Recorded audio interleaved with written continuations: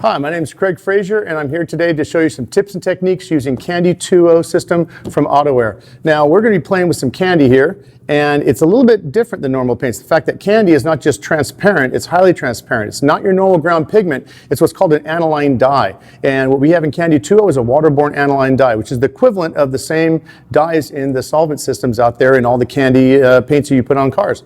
What a candy does is it's highly transparent. It doesn't exist on its own. It requires a base coat as a background. Now you can either mix the base coat in with the candy, which takes away some of the translucency and depth, but it also adds a really great look to that base coat. Or you can layer the candy on top of a base coat such as a metallic. We're going to do the former. We're actually going to make what's called a candy base coat.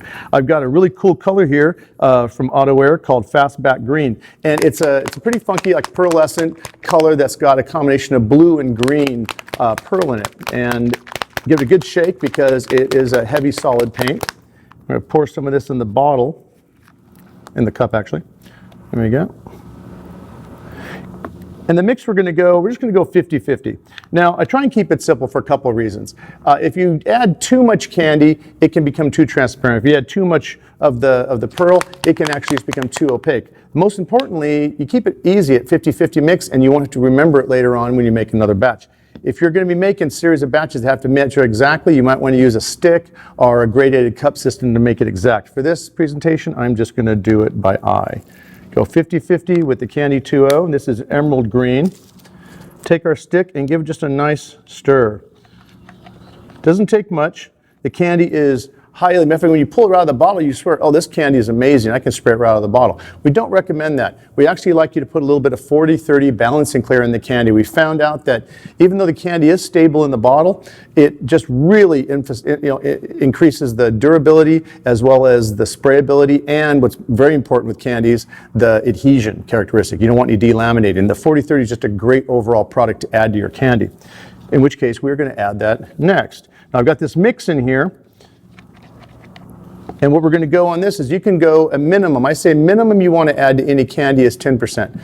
The most we add is about 50% of the 40-30. We found out for full-size spray gun use that it works best when it's 50-50. It mimics the solvent-based candies almost exactly. And it gives a lot of body. There's still enough pigment so you get good coverage, but you really want that body and that adhesion. So let me grab my 40-30 right here, and we're going to do a 50% mix on that.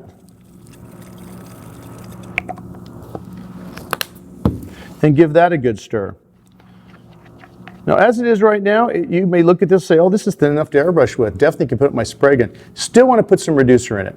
Not just to make it thinner, which is excellent for airbrushing, but you want to put the reducer in there, the 40-12, because it actually helps the paint kind of react and kick.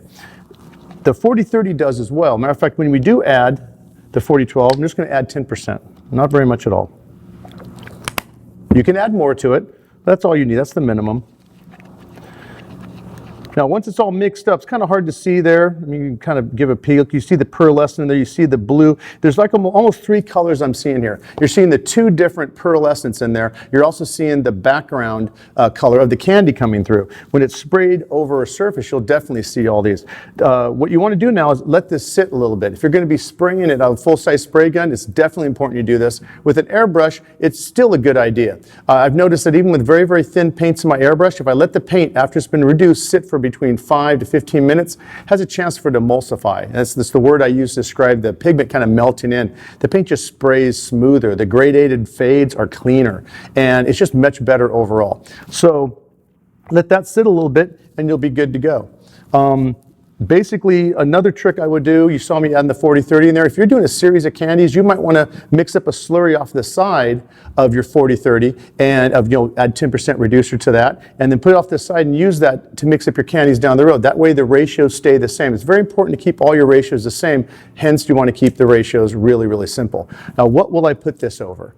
Well, you can put it over a lot of things. Be really careful though. It is partially translucent, so you put it over a color that's going to clash with it. It may kind of look bad, but you can put it over something like oh, the auto-born green sealer right there they have. You put it over the auto-born black sealer. It looks amazing over black, and you need very, very little material for it to really, really pop. And even over the green just adds this incredible amount of depth. It looks like you sprayed a metallic down, a pearlescent, and then a candy on top of that. And in reality, you really just did 2 steps, 2 stages. Very, very simple.